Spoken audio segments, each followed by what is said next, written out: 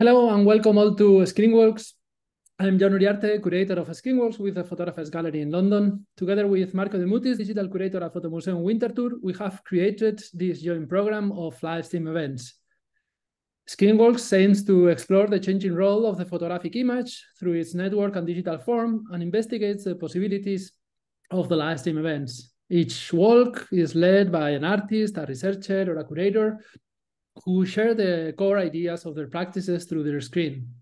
A screen walk can be a guided tour to a particular corner of the internet, can be a sneak peek behind the makings of an artwork, a network collaborative artwork, or an online performative lecture, among other formats. You can find all the recordings of the previous more than 60 events on our website and YouTube channel. Finally, now I wanted to share some housekeeping information. Your microphone should be muted to avoid noise disturbances. If it is not, please mute it now. And we are recording this event and we will be archiving it. So please turn off your camera if you don't want to show your image on the recording. Please use the public chat to ask questions, or feel free to send a private message to Marco or to me.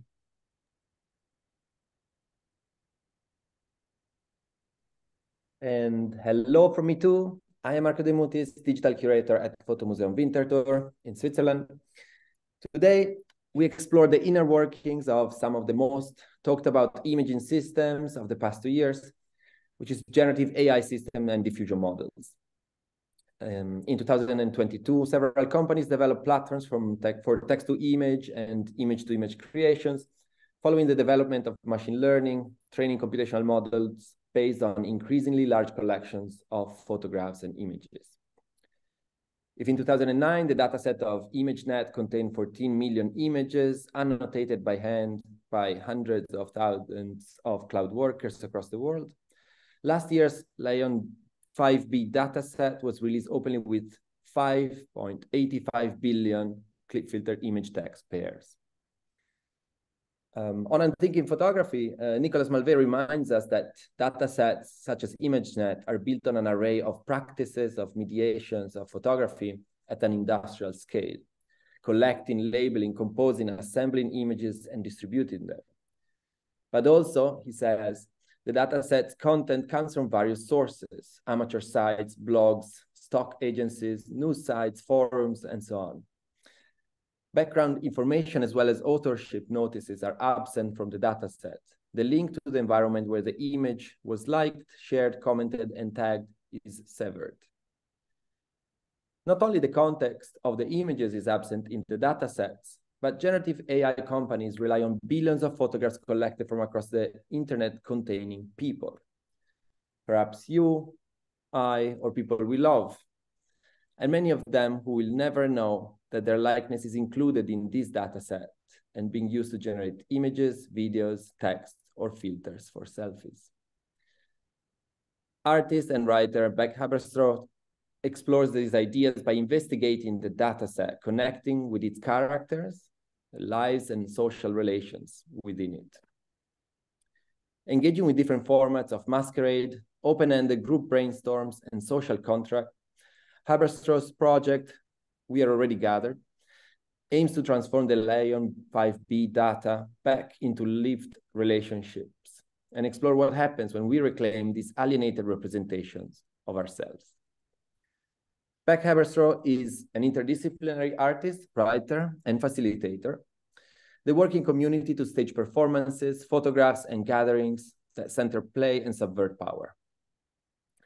In 2022, haberstroh presented a public artwork in the city of San Diego Sparks Social Initiative with collaborator Katie Giritlian, and co-authored the book Camera of Possibilities, a workbook for a career-back theory of photography with Mira Dayal. They have participated in residencies and fellowship at Soma Summer, BRIC, and Outpost Artist Resources. Their work has been shown in group exhibition at several venues, including the Institute of Contemporary Art San Diego, Small Editions, Gymnasium, Baby Castles, Knockdown Center, Flux Factory, California State Long Beach, and the WASIC Project. The writing has been published by Herin hearing, syllabus project, imaging theaters, and screen space. Haberstroh holds a BA from Brown University and an MFA from the University of California. Dear BECK Haberstroh, thanks so much for accepting our invitation and being with us here today. The screen is yours. Thank you so much for that wonderful introduction. And good morning, good afternoon, good evening, wherever you are in the world signing into this. So as was mentioned, I'm Beck and I'm an artist. I work with photography, performance, and social practice, and I often work collaboratively. And I'm especially interested in the role that photography plays in institutional systems of classification and control. And I try to use my practice to model alternative ways of seeing each other, understanding each other, and coming together. So I will share my screen. So today I'm going to take us on a tour through a project that I started last year called We're Already Gathered. And I think you'll see that this project emerges from my interests in photography and performance, but it's definitely more of a social practice project, by which I mean that the primary material of the work is social relationships. One early starting point for this project was a conversation that I had with two friends. We had been working on a project where we flew kites with cameras on them as a way to think about issues of surveillance. And while talking about these issues, one of us asked, how does something become data?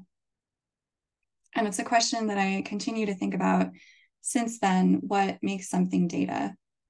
And through these kind of conversations with my collaborators, I've come to think of data as a way that the messiness of our lives are transformed into values that can be stored or processed by a computer to yield information and potentially profit. So data is this kind of mediator between ourselves and the technologies that we built.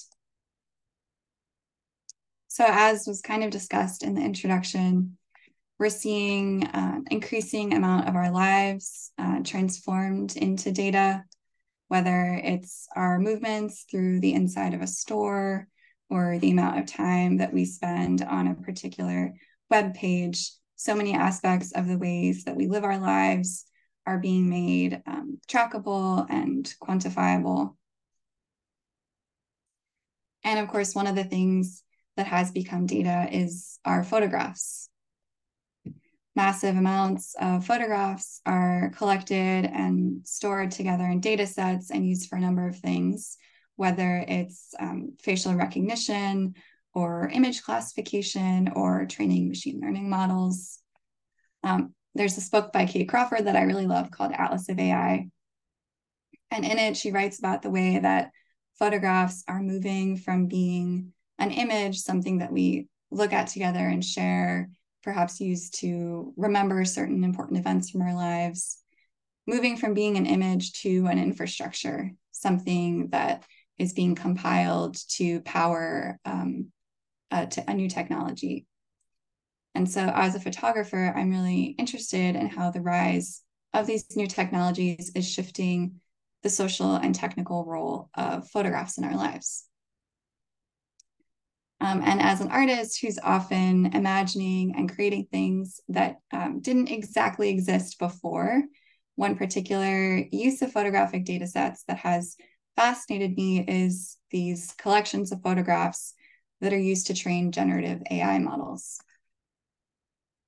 Generative AI models like, for instance, ChatGPT or Stable Diffusion are models that can produce outputs like images or text or music based off of what they learn, quote unquote, from their training data sets.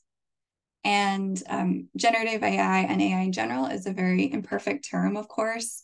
And I really love this conversation that Timnit Gebru had on the Tech Won't Save Us podcast about this very sort of problem of the way that we talk about AI and generative AI. So I definitely recommend that. But since the rise of generative AI over the past few years, we've seen a lot of predictions about the kind of impact that this technology will have on the kind of work that we do and the kind of workers that we are. So over the last few years, I've been sort of watching as these technologies have grown. I teach writing, and I've experienced my students, increasingly turning in writing generated with ChatGPT, seeing stories illustrated with AI-generated art. I've seen friends lose work or transition careers to adapt to these new technologies. On perhaps the lighter side, I've seen people sharing all kinds of sort of doctored selfie images or doctored images that are using these technologies. So when reading into one of these models, Stable Diffusion, which is put out by the company Stability AI, I learned that the data set used to train Stable Diffusion, Lion 5B, is open source, which means that anyone can look through the images inside of it. And so this gives us the opportunity to examine this data set and reflect on some of these practices that are making AI possible. So we'll start by looking at, this is kind of the homepage of the Lion 5B data set. It describes how the data set's been put together, how you can download it, how it's compiled. And Lion 5B stands for Large Scale Artificial Intelligence Open Network. And the 5B is because there's over 5 billion images. And one part of this page that especially interested me was this disclaimer on dataset purpose and content warning. So they write here, be aware that this large-scale data set is uncurated. Keep in mind that the uncurated nature of the data set means that the collected links may lead to strongly discomforting and disturbing content for a human viewer. So even though this data set is open source, as we can learn through this part of this page, the images that are in it are not really meant for our eyes, right? They're meant for these models that will be trained on the data set. And so again, as an artist, this idea of curation is really interesting to me, right? Like curation implies consideration. It implies that someone's evaluating and arranging a set of images with care. But the sheer quantity of images demanded by these machine learning models makes that kind of attention impossible, right? How could someone curate 5.85 billion images? And while a human viewer can differentiate between images, make connections between images and certain value systems, make judgments about how to use these images, a machine learning model can't do that type of reasoning. And I also want to note that this data set has been criticized, as was sort of mentioned in the introduction, for instance, taking photographers' images without crediting them or compensating them. It's also been criticized for including people's private medical record photos. And like many data sets, it's been criticized for bias, for reproducing images of people with lighter skin tones, and especially when producing images of women, creating overly sexualized images. And of course, these kinds of criticisms are only possible in some way because the data set is open source. So for many companies, they're black box, so we're just left to imagine what they contain. But in this case, we can actually sort of look inside. So on their website, they have a search demo where you can search through a subset of the 5 billion images. I think you can only actually search through 800 million of them. But I'm going to put my headshot in here.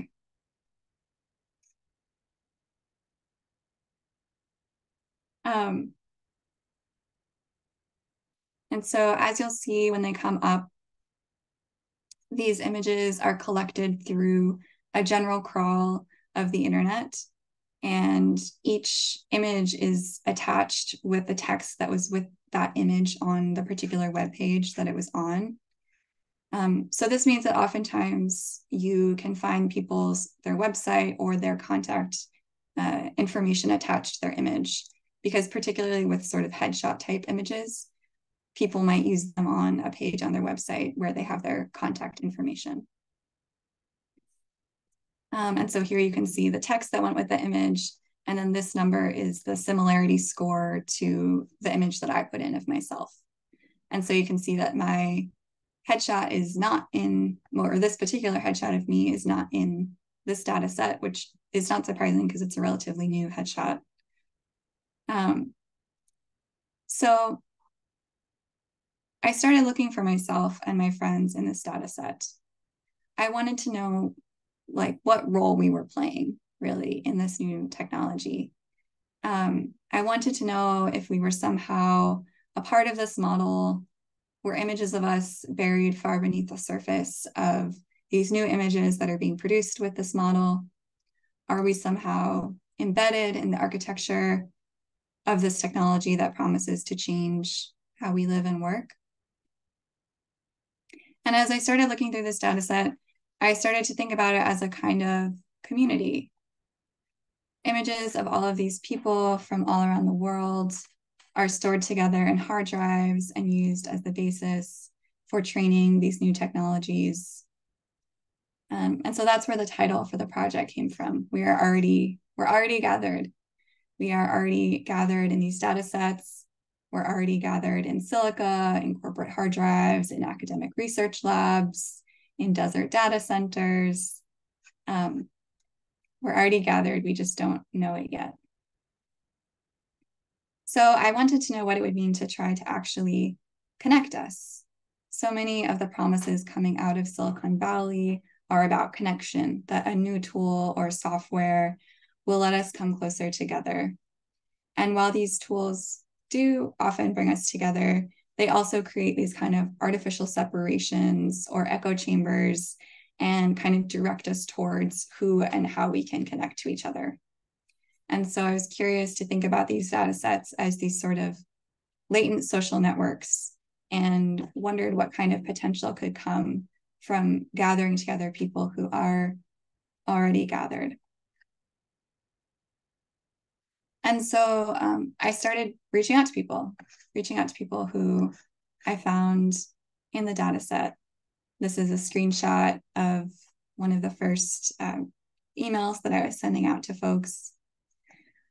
So you can see that I introduced myself. I talked about my work and my interest in these topics. And then I shared with them that I was writing to them because I found this image in the data set. I told them about the data set and I attached their image to the email. About a quarter of the people who I wrote to responded, and many of them responded in a way that I interpreted as enthusiastically. And many of them started to share stories about the photograph that I had sent them. And I didn't want to share their private stories, so I generated some images based off of what they shared with me.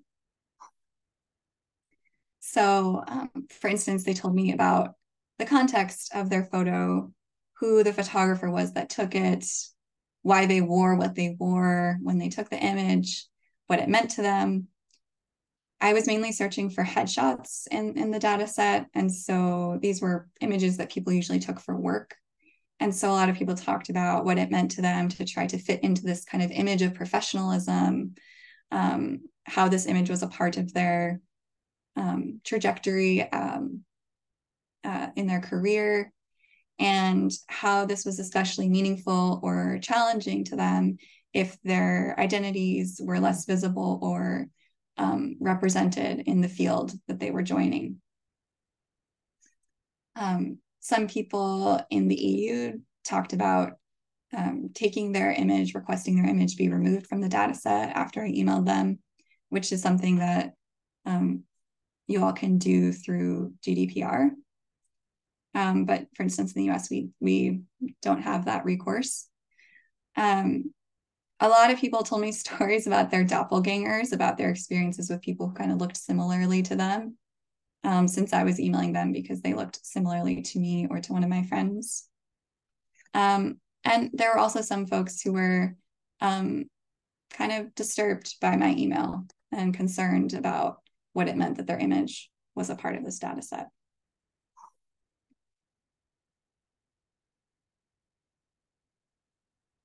So if they expressed interest in being part of this project, I wrote back to them and I invited them to participate in a kind of exchange.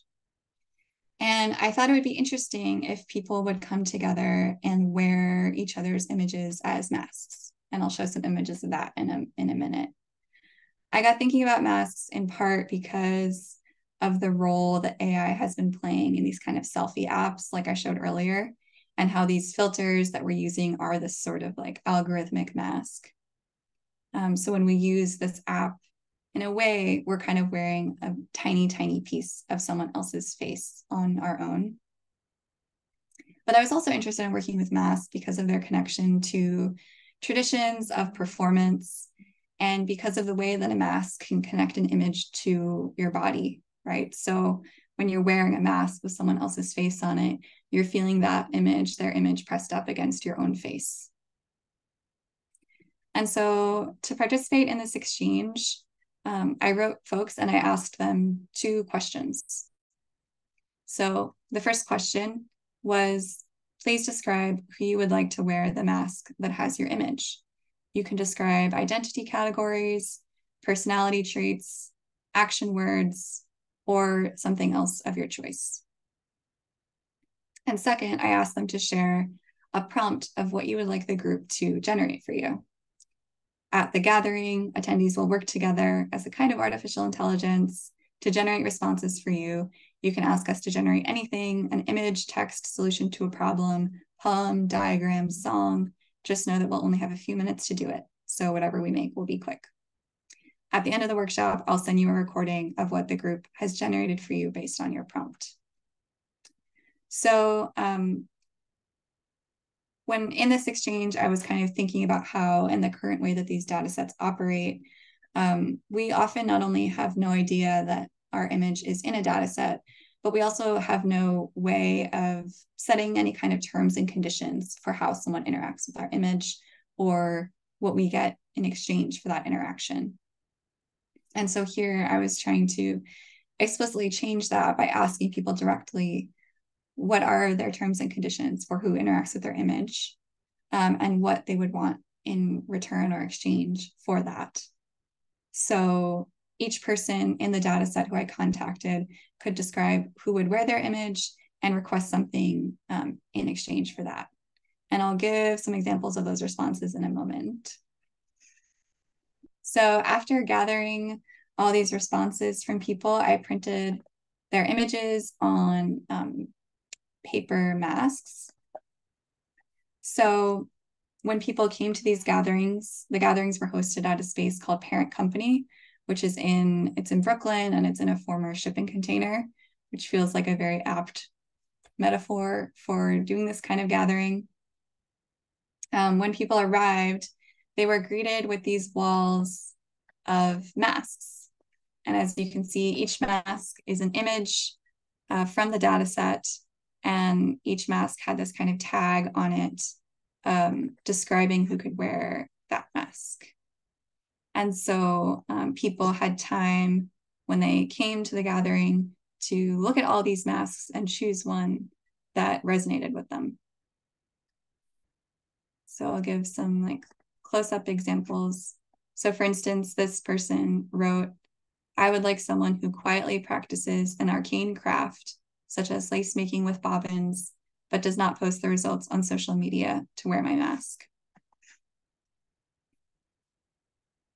This person said, anyone can wear my mask, anyone can wear my image, if they promise to hold that multiple things can be true and to hold these truths, their own, others' truths, etc., with tenderness and consideration.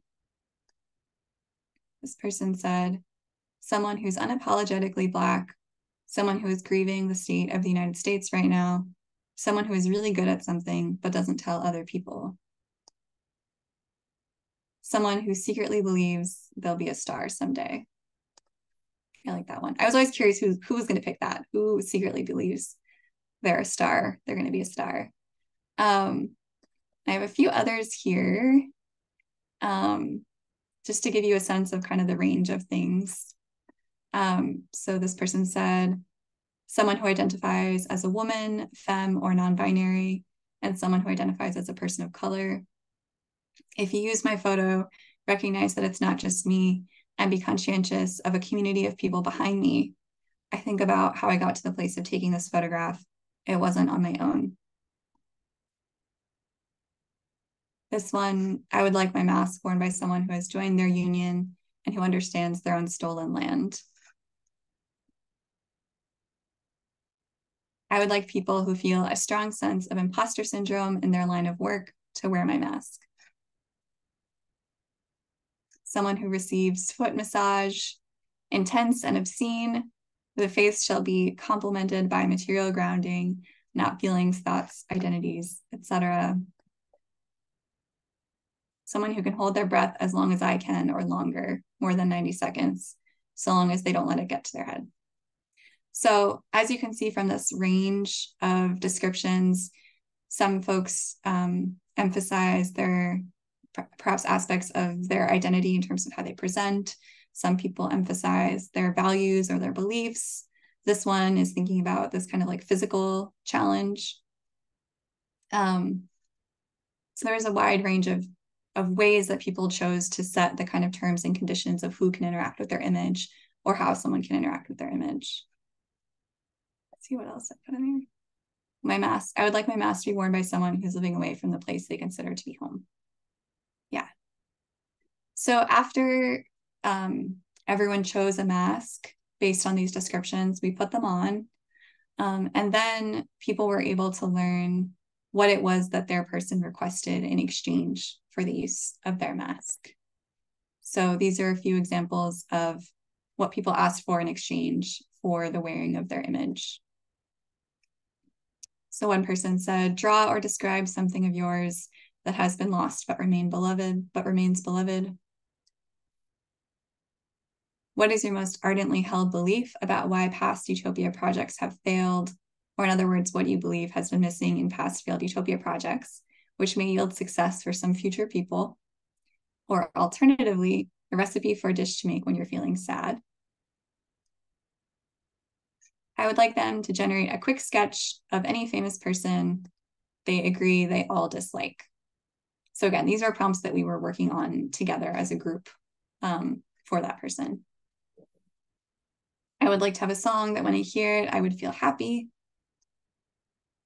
Write a poem about what it means to have an image. Is how you present, how you look and style yourself, your identity. How and where does this slip or corrode? That was kind of like a meta prompt. Please answer the question, should I have a baby? Why and when? Generate the chronological history of what would have happened to the Beatles if John Lennon wasn't assassinated. So this also gives you a sense of the kind of range of prompts that we were creating for people in exchange for their images. So then we worked together. So this is one image. It was very DIY, quick, working together to generate these like songs, answers, recipes, images for people. And these are some of the group photos of the gatherings. So you can see here, this is all of the people who came to the gathering wearing the mask of the person whose mask they chose and holding the responses that we generated for them. That was one night. This was another night. And this was the last afternoon.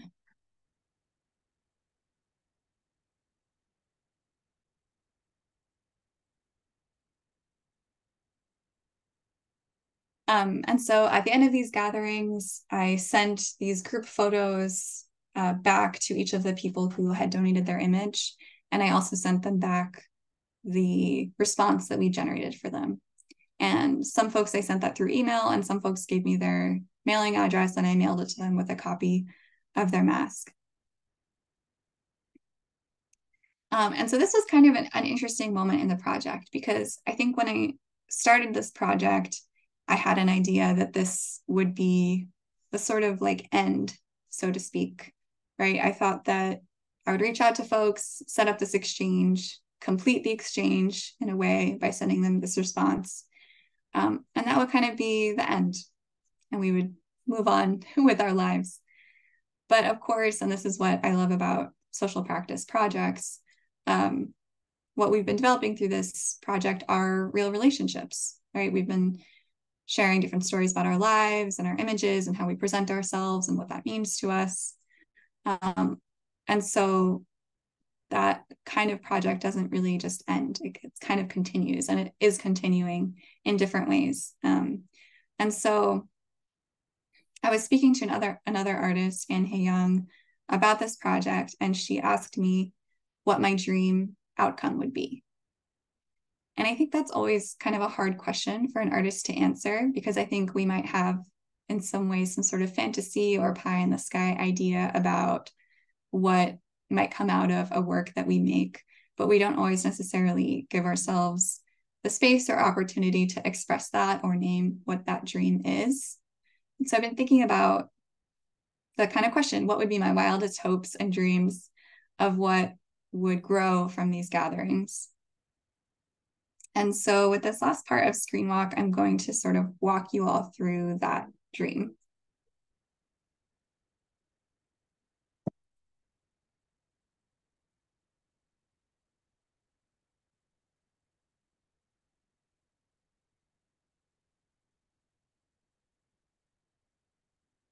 So when I wrote back to the original image donors, the people whose images I found in the data set, they, and I gave them their response that our group had generated for them.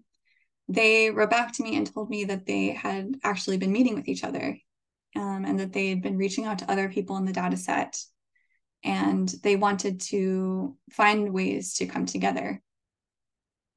They wanted to try to organize and figure out a way to kind of take back control of this data set and everything that it's producing. And so we started meeting together in different places. We sort of figured out different areas where there were a lot of people who were in this data set. We started gathering together, kind of talking about what this means to us and thinking about what it would look like if this data set were run by us instead of being run, by a company. These are images of us meeting. And so we decided to start a kind of image cooperative where everyone whose image is in the data set has control over how that data set is managed. And we realized if we gathered together enough people with enough photos, that we could make our own data set and have agency over how it was used and what it produced and how it kind of served us as the people whose images are in that data set. And so I have a few testimonials from different members of the image cooperative that I'll play during this segment. So early on, we had a lot of conversations about what kind of photographs we wanted to include in our cooperative data set. And so one person that I will share now had some opinions about what kind of photographs they wanted of themselves in this cooperative data set. Hopefully this video cooperates.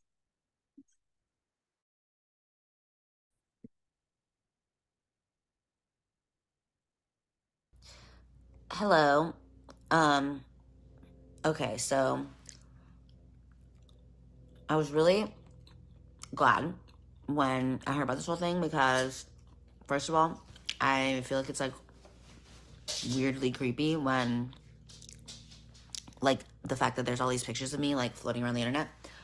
And also, I'm just kind of annoyed that they're all ugly photos. And it's like,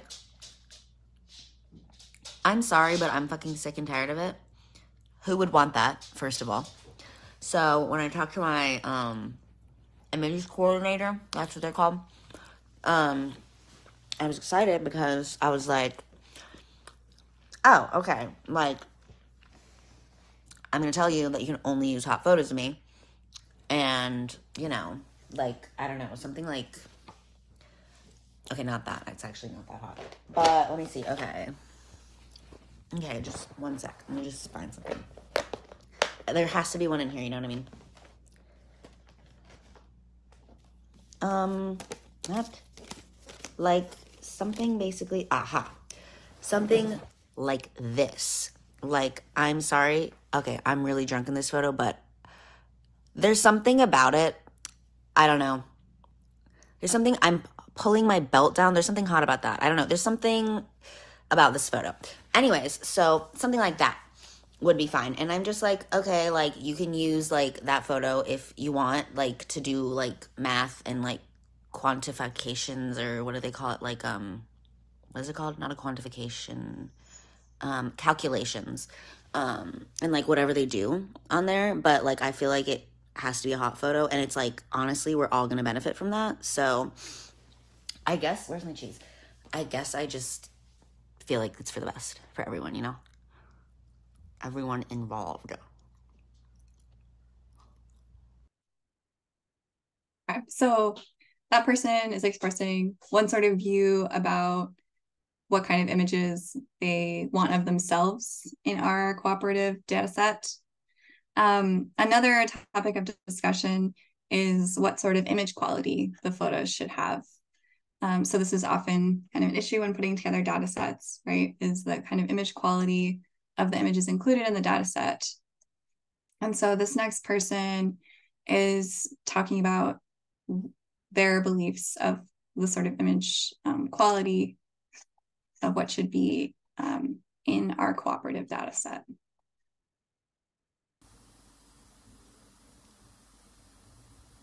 Hi, I'm Car. I'm a part of the image co-op, and I began with this blurry photo because I'm an advocate for the blur. Image quality is something that we are often negotiating in our co-op meetings, and if we want the models built off of our photos to produce consistent results, then we need to agree on certain shared principles for our images. And yeah, I love the blur. I'm a huge blur advocate. I just think about how it's a counter to precision, to classification, or the ease of classification. It means movement happened, that life took place behind or beyond the lens. And it means transition. Blur is what we see when what is happening is beyond the ability of the device to capture it. So since our data set is going to be used to generate new imagery, I think it would be good for that imagery to be a little blurry too. The blur lets the viewer know that they are looking at something that someone tried to see but was beyond recording. I want blurs to mark our attempts at imagining.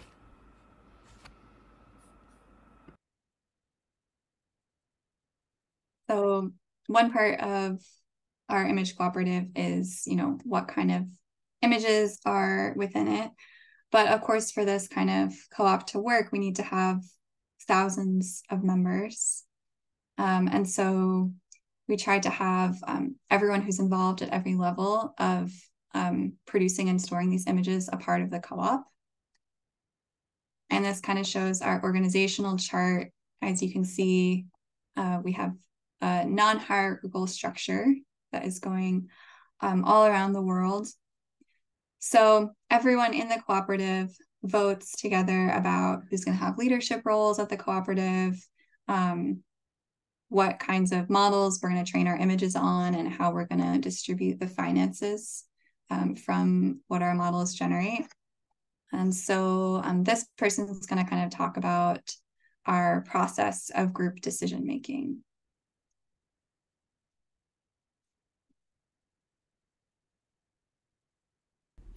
One of the important parts of the co-op is deciding what we're going to do with our photos. We've been collecting together all these photographs of ourselves and our lives, so now what do we want to do with them? We've been learning a lot about AI and meeting with a lot of researchers and brainstorming together what we really want. What do we think is important? So I've helped lead us through some different exercises where we do some deep listening with our photo collections.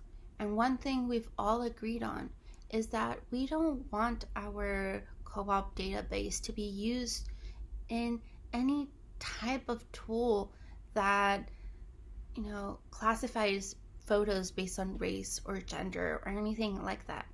We've been thinking about using our photos to train a model that maybe could generate photos of possible futures, to help us imagine our lives would look like, or what the world might look like if we make certain decisions.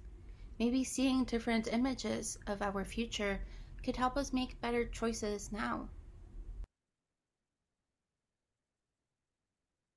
So those were some of the ideas about kind of what we want our cooperative to be used for, what we want to generate off of our data set.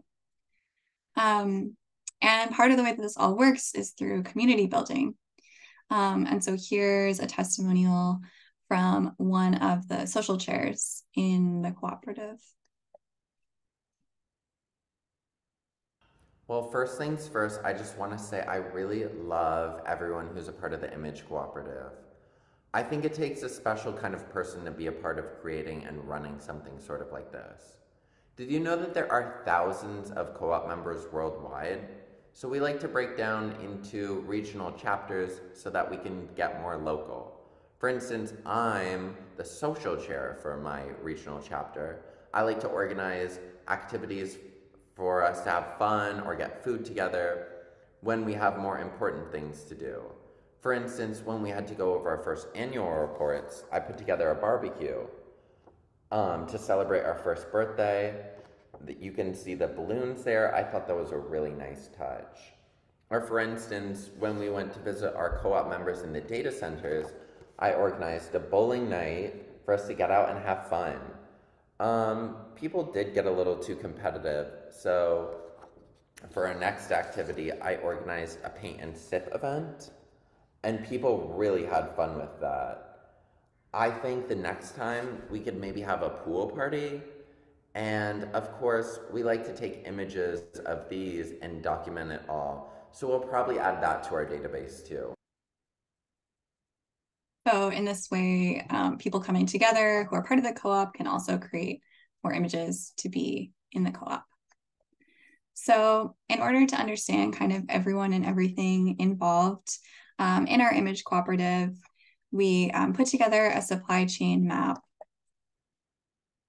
that shows all of the material and labor resources involved in our cooperative. So the images are all stored on servers in warehouses that are maintained by workers in the co-op. And those servers are, of course, made from components that are produced all around the world. And so we've worked to contact everyone involved and invite them to be part of the co-op as well. So I have a testimonial from someone who works in those servers.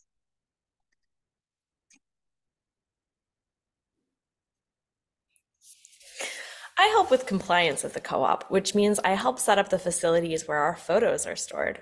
I also work with others to map out our supply chains, including where all the minerals come from that are going into our cloud storage and computing. Everyone involved in the supply chain is also a part of the co-op, and we share shifts at the warehouse where our servers lie. Recently, I was on a shift at one of the warehouses, and one of the servers storing photographs started to beep, which meant that it was losing life and needed to be replaced. I worked with another co-op member to transfer all the photographs off that server and onto a new one. We weren't sure how to commemorate the old server. For the last 7 years, it has stored our photographs for us. We decided to have a small funeral for it outside. We buried the server in the ground and told stories about the photographs that it stored for us over the years. It was very nice. Later, we learned that this was considered electronic waste and that it's not actually safe to just bury them in the desert. So we dug it up and established an e-waste program. We still try to eulogize our servers when we can, but we don't bury them ourselves anymore. And here's that image that was behind the last speaker, kind of showing this funeral for a data server. At one of our early meetings, we worked together to draft our kind of founding principles for the cooperative. And I think I have a photo. Yes, here's a photograph of all of us working on those and agreeing on those together. So I'm going to show you all those principles. So we said that everyone whose image is contained within the cooperative data set will have knowledge of and consent to their presence in the data set, will have knowledge of and consent to the uses of that data set, will be invited to participate in conversations around the use of that data set, invited to meet and form community with others whose images are within the data set, invited to visit the facilities where their image is stored, be given an estimate as to the environmental costs of the long-term storage of their image and asked to consent to that, be given a report as to the conditions of any human laborers working with their image, be contacted individually by the researchers using their image in order to discuss the emotional, social, technical, and historical implications of the presence of their image in the data set, be credited and compensated for the use of their image, and of course be given agency to rescind their consent to any of the above at any time. And if these terms and conditions cannot be met, then the data set should not exist. So those were some of the things that we all agreed on. And so I'll share a last testimonial. This is from someone who's thinking especially about these principles of consent in the co-op.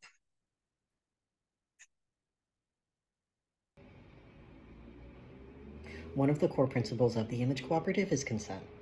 It's important to us that if there is a person in a photograph that is in our COOP dataset, that this person has agreed and has joined the COOP.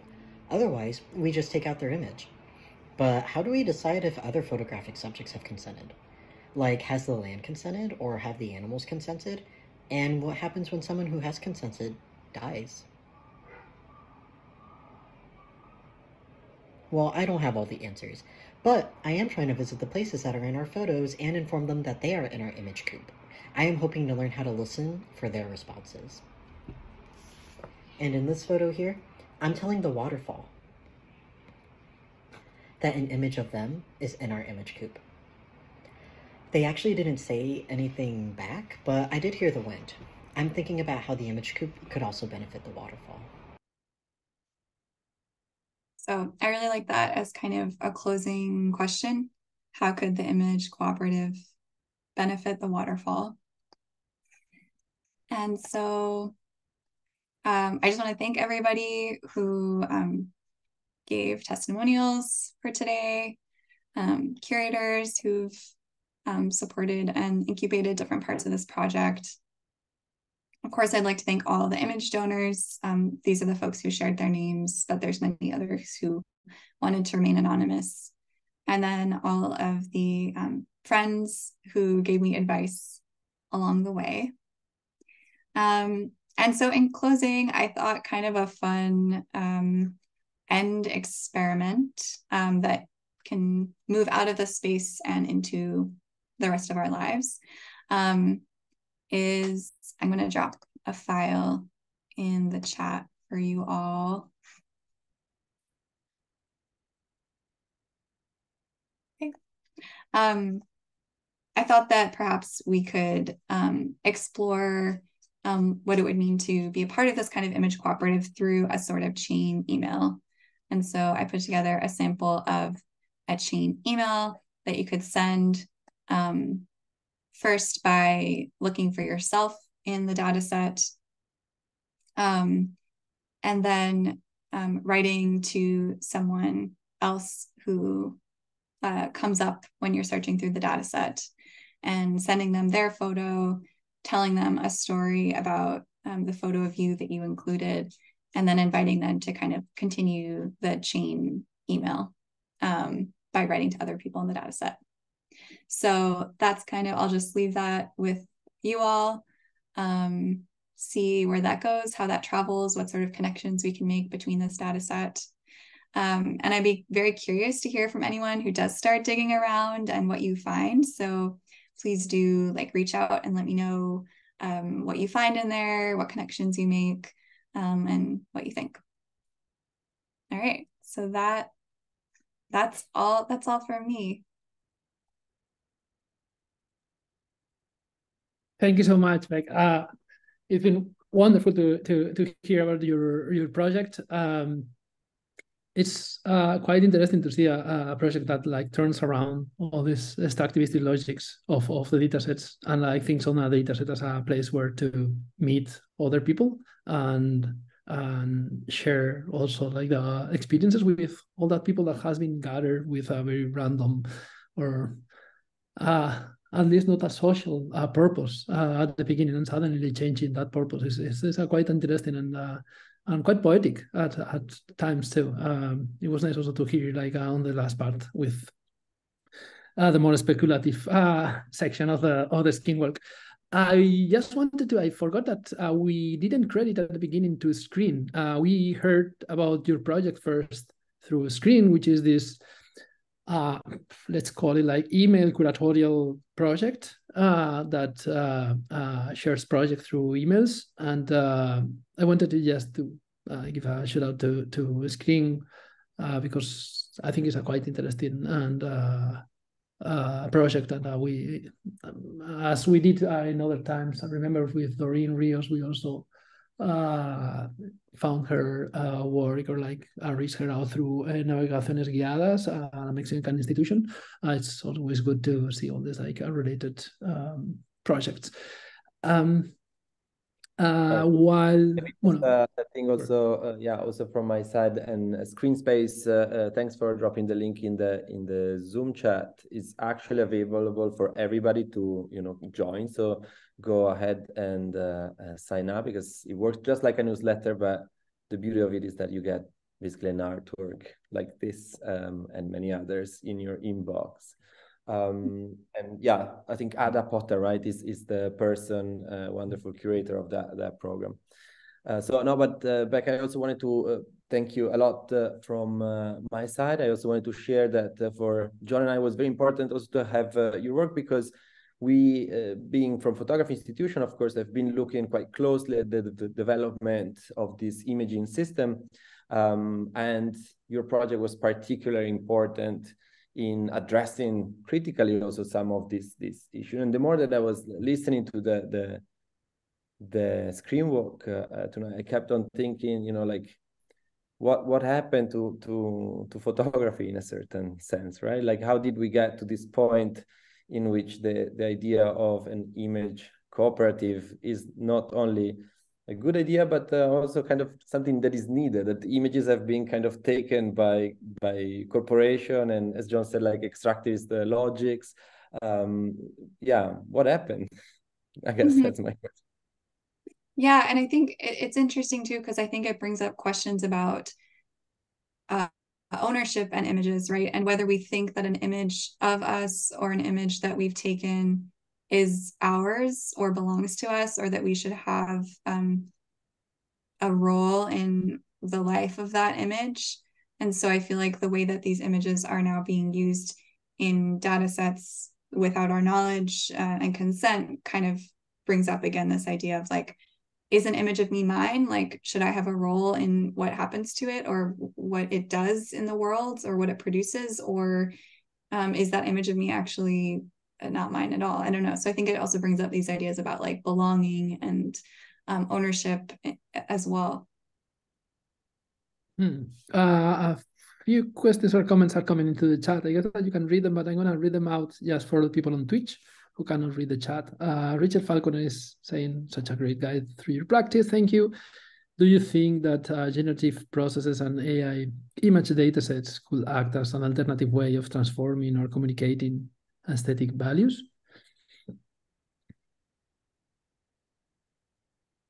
Yes, definitely. I think they already are doing that kind of work of poking at or envisioning different ways that we can communicate aesthetically or photographically.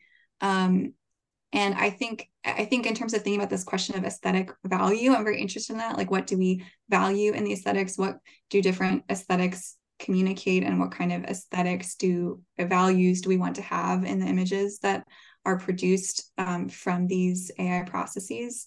And actually, it's funny, Lion released a new data set that I think is called like Lion Aesthetics, that is only, or it's like it's a smaller subset of images that are their like aesthetically most pleasing images. And so I thought that was kind of interesting too, because it goes to this question of aesthetic value, that they've sorted through these images and said, well, these are the images that have higher aesthetic value. And so this is like a aesthetically more pleasing data set than the original one we gave you, which had all these like junk images in it. So I think that work is already kind of being done by people who are making data sets. And I think as like artists or researchers or writers, photographers, I think it's a nice time for us to think about what our aesthetic values are and how we want those reflected in these data sets. And that's part of why I included the one testimonial of one person talking about blurry photos. And I think in the history of photography, we can think about these different things of like the blur or the glitch, or when the exposure isn't right and so part of an image isn't visible, and how those sort of reflect different values of what we can see or not see, and how that could be reflected perhaps through these data sets or through what's kind of generated with them. Thanks a lot. I'm just thinking, there's more comments coming in through the chat, mostly.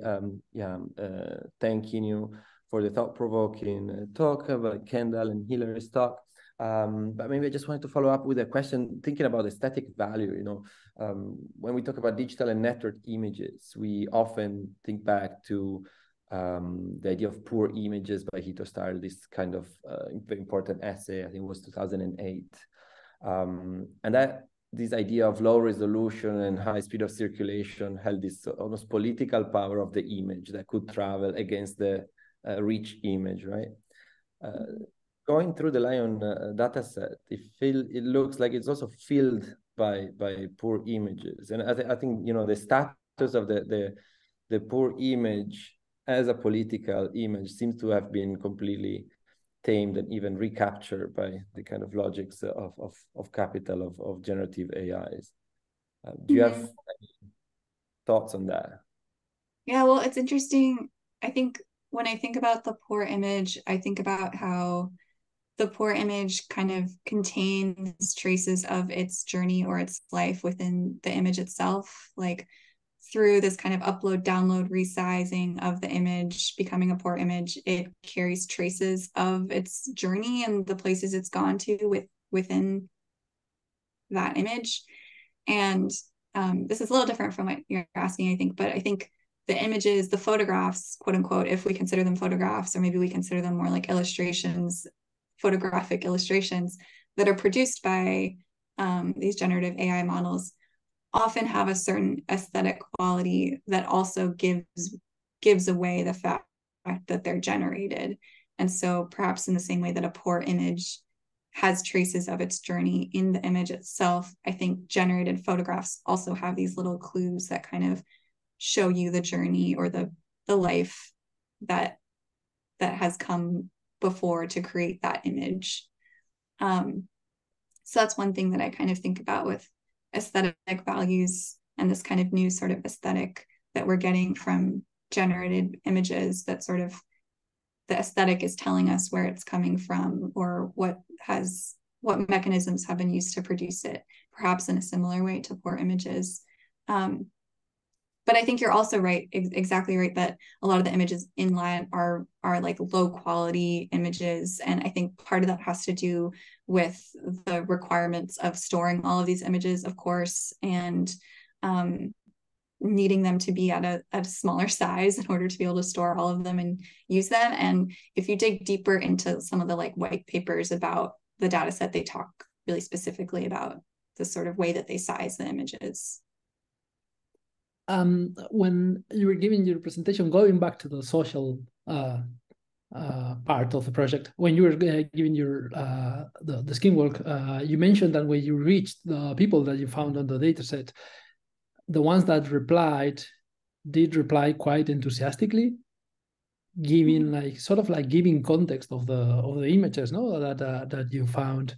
I was curious about that, like in which sense enthusiastic? Were they like happy that you found them? They were like surprised, or what was the reaction from that people?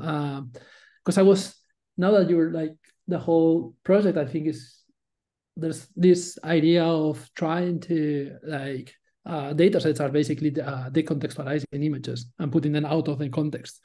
I guess that there's this need of putting them back in context, and then also this need of sort of like exchanging the experiences of the images with someone else.